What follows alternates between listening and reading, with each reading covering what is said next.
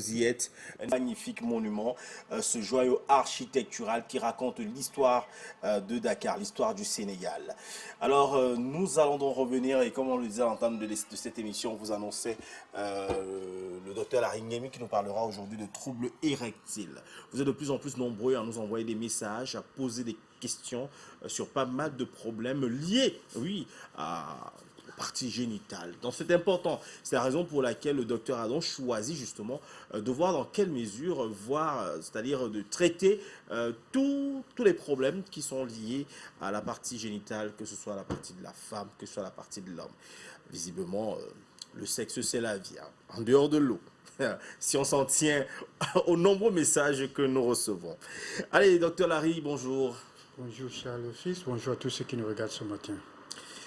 Merci docteur pour le conseil de tout à l'heure. Il faut que je dorme beaucoup. Parce que nous, on travaille la nuit. Alors, docteur, dites-moi, on parle de troubles érectiles aujourd'hui. Quand on parle de troubles érectiles, dans érectile, je vois le mot érection, forcément. Bien sûr.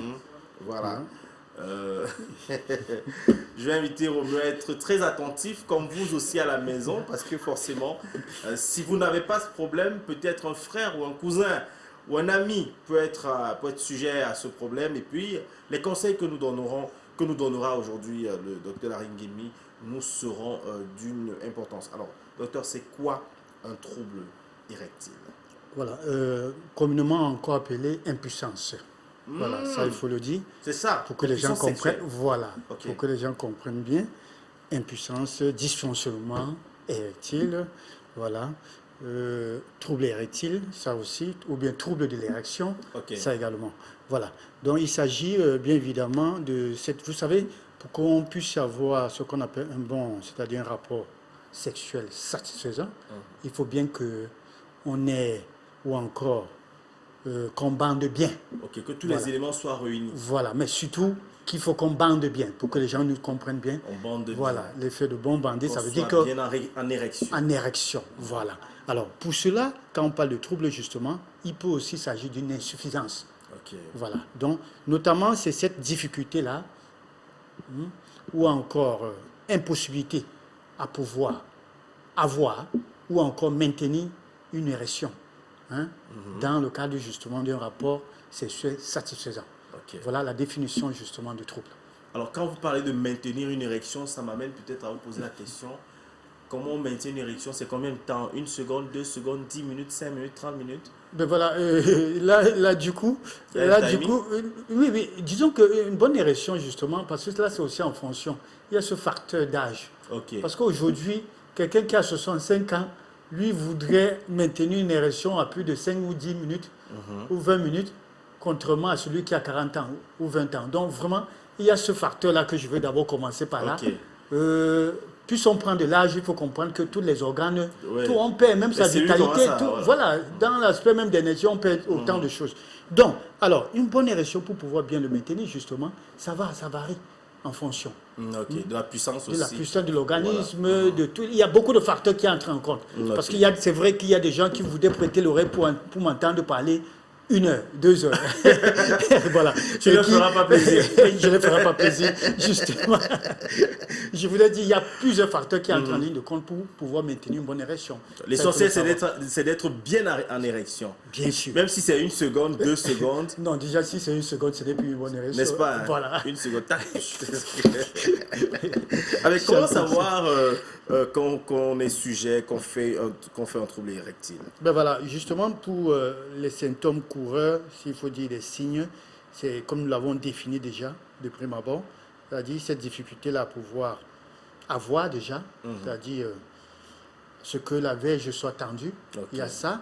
Il y a le fait que non seulement que ça soit tendu et que ça puisse justement pénétrer.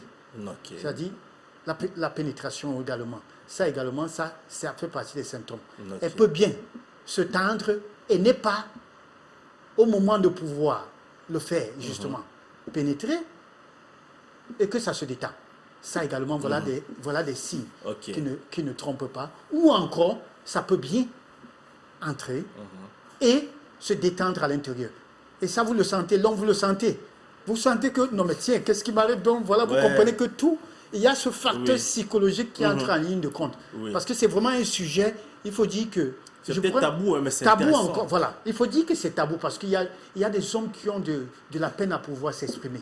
C'est-à-dire, ils vont faire certaines consultations de routine et tout, mais ils souffrent de ça. Ils peuvent dire autre chose, mais ne pas aborder ce sujet-là. Non, j'ai la typhoïde, j'ai tel... Mais ne pas aborder ce sujet, pourtant ils souffrent de ça.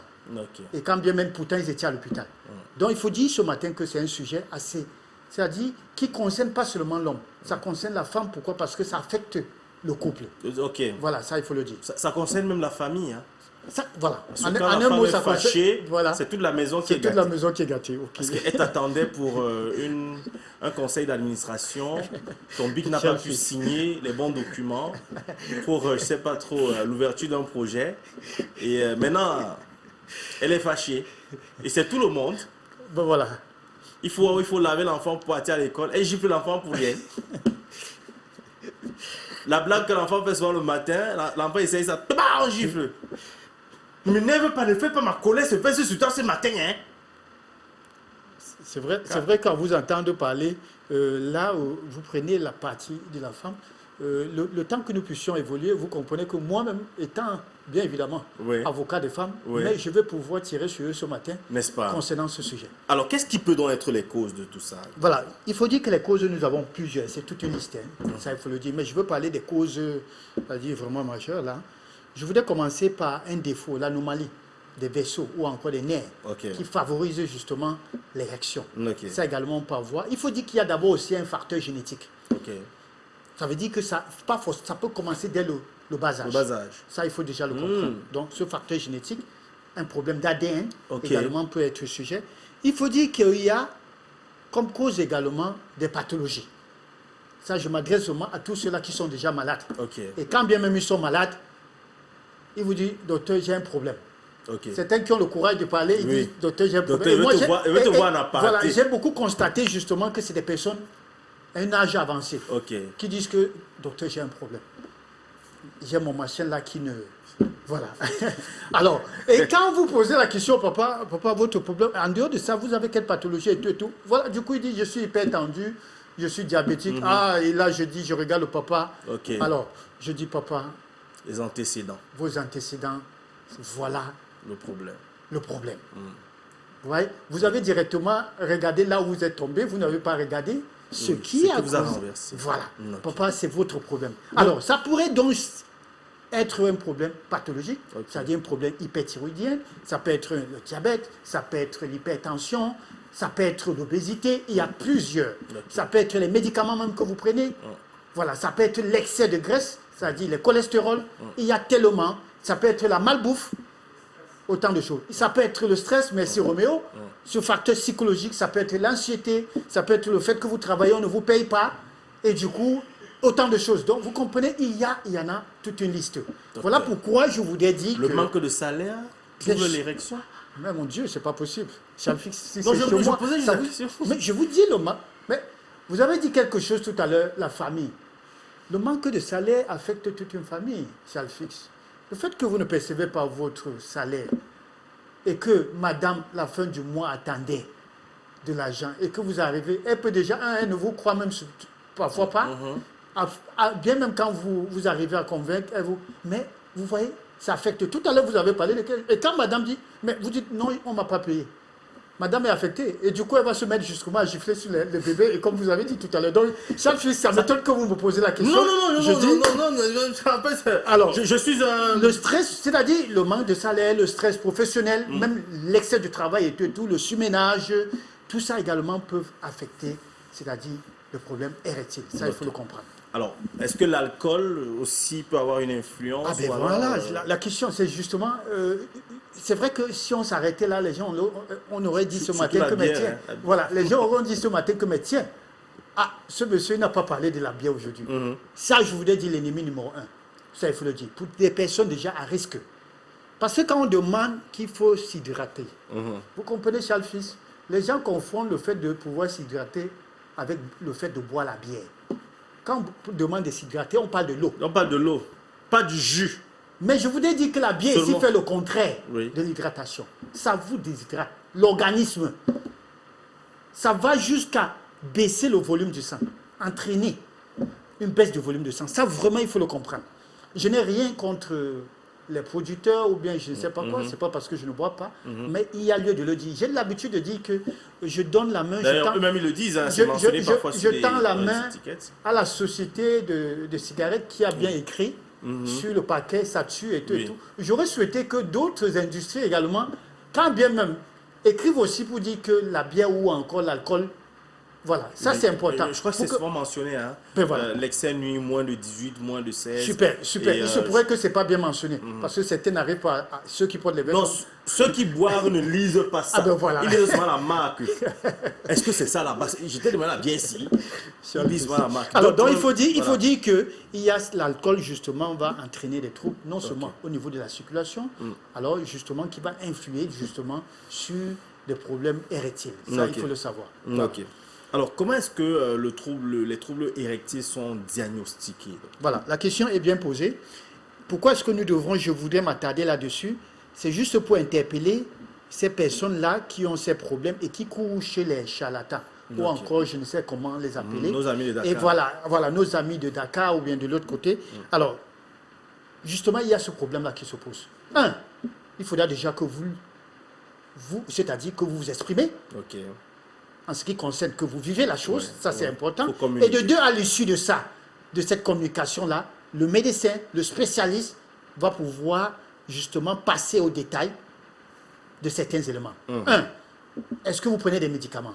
2, il va examiner l'état de vos organes, parce que l'état de vos organes également peut être problème. Le taux de votre sucre, le taux de cholestérol, ça c'est important. La pression artérielle.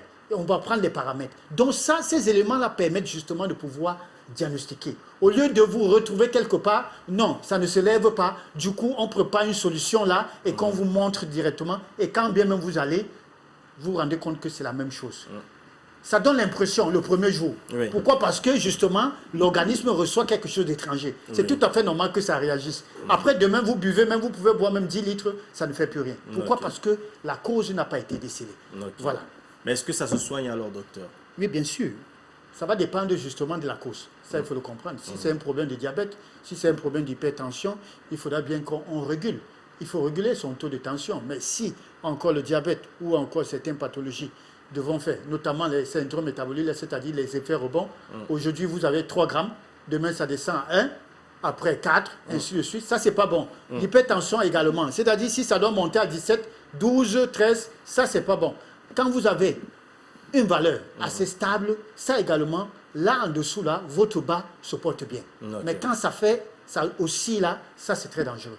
En ce moment-là, comme je dis, une fois qu'on décèle la cause, on peut prendre. Et comment voilà. Et ça, il faut dire que quand on parle, si on dit est-ce qu'on le soigne, c'est vrai qu'il y a des gens qui me regardent, ceux qui sont à cause du Viagra.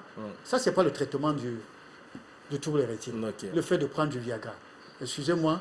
Il faudra que ça soit sous le contrôle d'un expert, d'un spécialiste, bien évidemment, pour pouvoir vous conseiller. Vous fait une recommandation. Une recommandation. Mais quand vous vous jetez dans l'achat libre du Viagra, vous risquerez de vous causer vraiment des problèmes, surtout en ce qui concerne les problèmes cardio. Il faut même comment pour aller à la pharmacie demander le Viagra? Non, mais ce n'est pas la pharmacie, on n'appelle plus ça pharmacie. Le Viagra se vend maintenant comme des arachides. Est-ce qu'il y a une possibilité de prévenir contre... Voilà, la prévention des troubles érectiles passe par une bonne hygiène de vie. Voilà pourquoi je vous ai dit ce matin, je vais tirer sur les femmes. Est-ce que vous savez que une bonne communication, le manque de communication justement peut entraîner également troubles érectiles. C'est-à-dire c'est la femme qui permet à l'homme de déceler. Et quand elle permet à l'homme de déceler cela, il faut qu'elle parle. Mais mon chéri, je ne te sens plus, c'est important. Parfois elle garde là, mais elle parle avec sa voisine ou encore, vraiment, j'ai quelqu'un chez moi là qui, je crois que le monsieur là, voilà, vous comprenez un peu, il est malade. Ben alors, je veux vous dire qu'est-ce qui ne va pas. En réalité, c'est quoi? Aujourd'hui, les femmes ne préparent plus dans nos foyers. C'est-à-dire l'homme travaille, la femme travaille. Je vais vous dire, ça vous étonne quand je dis ça. C'est important. Quand je dis préparer, je n'ai pas dit de ne pas mettre la mamie au feu. Mais qu'est-ce qu'elles font? En longueur de journée que vous travaillez, comme vous avez l'habitude de travailler, je vous connais bien, et que vous rentrez, vous trouvez du poisson brisé, ou bien le plantain frit, le poisson frit. Vous appelez ça aliment? Vous appelez ça nourriture? Ou alors on part chez Moussa acheter ou bien sur le riz sénégalais. Vous appelez ça nourriture? Non. Les femmes, justement, nous ont plongé ou encore ont fait aggraver ces problèmes. De troubles érectiles. De troubles érectiles. Vous suivez, non? Ça, il faut le comprendre. Parce que, à l'époque, je voudrais vous dire que nos parents, nos grands-parents n'avaient pas ce problème de troubles érectiles. Aujourd'hui, c'est aujourd'hui avec la mondialisation. Hein? Ces aliments occidentaux dont on mange à longueur de journée, tous les fruitus, c'est les fruitus. Ça, il faut le dire, nettement. Aujourd'hui, quelle est la femme qui prépare du tarot chez elle? On en compte. Ouais. Hein, c'est les dimanches, vous voyez, les hommes sont dans la rue en train de manger le tarot. Oui. Et vous appelez ça tarot, ça c'est... Après le 2-0. Voilà, moi, je ne voudrais pas tirer chez ces commerçants. Elle cherche l'argent. C'est-à-dire, le bon tarot se prépare à domicile. À la maison. Charles Fix, ça, il faut le savoir. Ce que vous dites est très important. Alors, et ce sont ces femmes-là qui sont responsables de le faire. Il y a combien de femmes qui préparent les mets traditionnels? Charles Fix, votre comté de votre village, combien de fois vous mangez les mets de chez vous? Le bissounda. Voilà. Le mets de pistache. Voilà, ça fait partie des aliments qui font bander le bissonda. Ça, je voudrais vous dire. Ça, vous ne le savez le bissonda avant? Bien sûr. Tu vas faire, on va finir le bissonda, ma chère. Alors, donc, c'est quelque chose d'assez... c'est-à-dire, c'est une triste vérité, ça, il faut le dire. Oui. Les femmes devront aujourd'hui s'occuper bien de leur homme et préparer ce qu'on appelle de la bonne nourriture. Ce n'est pas des fruitus, ce n'est pas ces aliments aujourd'hui. C'est ça. On a perdu cette habitude de préparer ce que nos grands-parents. Je suis content de savoir qu'aujourd'hui, grâce à vous, on finit par se rendre compte que la science a une relation avec la culture aussi. Bien sûr. Ce que vous dites est très pertinent. Moi, je me rappelle, à l'époque, quand je voyais mon grand-père et ma grand-mère, ils étaient très amoureux. Voilà. Très amoureux. Qu'est-ce qui se passait? J'ai dit un jour ici que le mets de pistache, ce qu'on appelle les grains de courge, là. Oui. C'est un aliment, vous l'avez dit la dernière fois, que c'est un aliment justement qui nettoie, qui participe à la bonne santé de la chefferie du village. Bien sûr. Voilà. Moi, je voyais parfois ma grand-mère, qu'est-ce qu'elle faisait? Quand mon grand-père rentrait de la mer, voilà. Du combo, du campement, quand elle lui dit « Ambenda », aujourd'hui, c'est le mets de pistache que je... D'ailleurs, même, elle dit pas. Il se rend juste compte que la boule de mets de pistache est déjà au feu. On a de sécher ça. Voilà. Ça veut dire qu'on a préparé à la veille. Maintenant, on a de sécher pour que l'eau... justement. Quand le gars voit ça, il va d'abord se laver. Voilà. Et ce jour, grand-mère est heureuse. Elle est gentille, elle est sympathique. Voilà. Que, Benda, Allah, on encore, va alors te laver. Voilà. Ouais, Albert, avec tout le travail que tu fais là, lave-toi d'abord. Quand le gars est revenu, il s'assoit là, on fait les miondo. Parce que quand il mange comme un roi. On détache les miondo. Donc, les miondo que tu vois, on a attaché là. Voilà. Chez les doigts là, quand on détache ça, ce n'est pas banal. Enlever le fil du miondo, voilà. C'est quelque chose c'est royal. Voilà. Tu vois, tu enlèves ça. Et pendant qu'elle est en train d'enlever, elle cause avec son mari. Bien sûr. Elle a tout le temps. Ah. C'est comment alors Albert?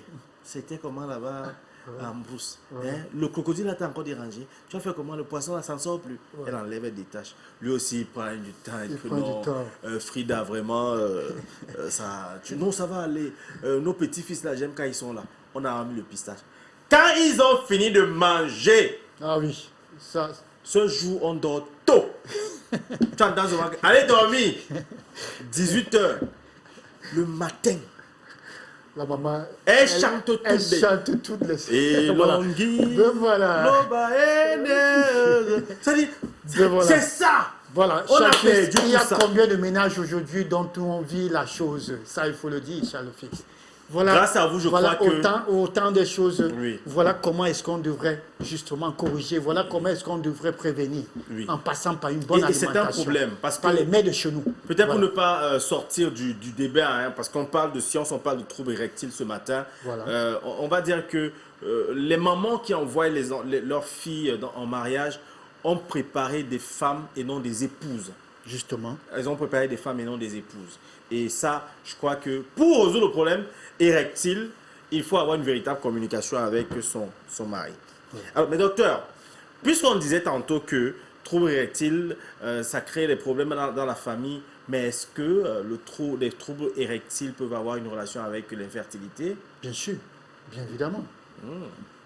Pour ceux qui ont cette difficulté ou encore l'incapacité totale de pouvoir maintenir une érection, forcément, ils ne pourront pas.